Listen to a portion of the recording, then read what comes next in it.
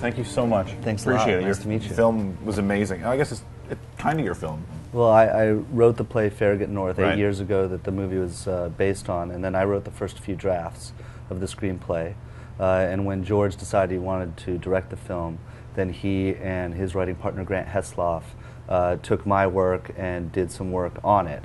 And what you see on screen is a combination of my work and theirs. Yeah, how different was it for you to write for the screen as opposed to the stage? Well, I'd written for the screen before. This is the first thing I've actually gotten up on the screen. And it's definitely a different process. Screen time moves a lot faster than stage time. Right. You're dealing with a lot more characters, a lot more locations. You often have to up the stakes because on stage, it's much more of a verbal medium, and on screen it's much more visual, and that means that people expect more story because it just moves faster. But I saw all of those as opportunities.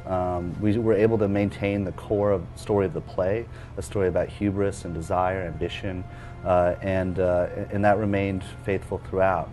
So we got to include people like George Clooney as Mike Morris, and I think open up the texture of a campaign and really convey that adrenaline rush and accelerated madness that is a campaign in ways that you can never achieve on stage. And that was really exciting. I know you said it was based on the '04 campaign of Howard Dean. I know he didn't. I Have didn't say that. Oh, I've read that a lot online. You've read it, but so that's not true. I wouldn't say it's based on it. The story is entirely fictional. I did happen to work for Howard Dean's presidential campaign in '04, but I've also worked for Chuck Schumer's 1998 Senate campaign, Hillary's 2000 Senate campaign, Bill Bradley's 2000 presidential campaign, and I drew from all of those experiences to create the fictional world of Farragut and Ides of March.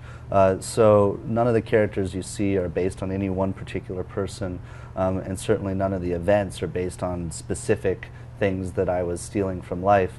What I did is I created characters that were an amalgamation of all the sorts of hundreds of people I met on those various campaigns, and then created a story that I felt best told their story and the sort of experiences that they go through.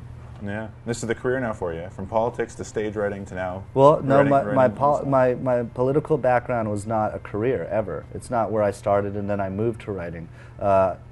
I had been a writer since college and went to grad school for writing, and that was my vocation. Whenever I worked on a political campaign, it was because I have a lot of friends in the political world, and they, if I had time on my hands, would say, hey, do you want to come work on this campaign? If it was a candidate I believed in, I would.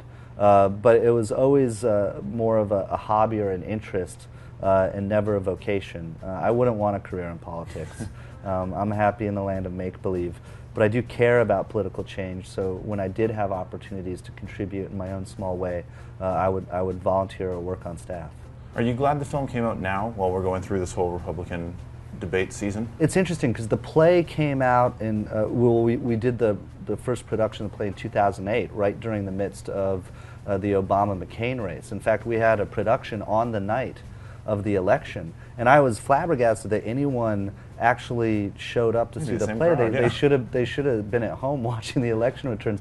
We were reading off election returns at intermission, and after the curtain call, in fact, when we read off that Ohio had went to Obama after the curtain call, the whole theater erupted in spontaneous applause, much louder than there was for the play. But what was interesting is that in that time of extreme optimism and hopefulness, people were still coming out in droves, sold out night after night to see a story that sheds light on the more cynical and jaded side of politics. The play came out during that time. The movie came out 2 years later, when, of course, much of what was going on in Washington had gone back to business as usual.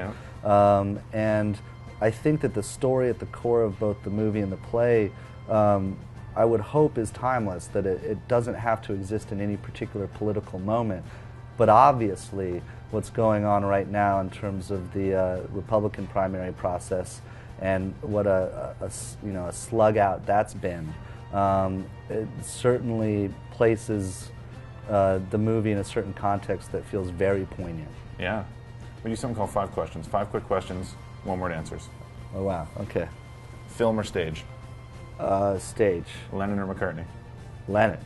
Who's a rising star in the Democratic Party? Cory Booker. Romney or Gingrich? Gingrich. Really? The Ides of March in 1 word. desire. Nice. Thank you so Thanks much. so much. Really appreciate it. Gingrich. Did not expect that out of you. He's far more entertaining. He's Yeah. I'll give you that. Yeah. Yeah.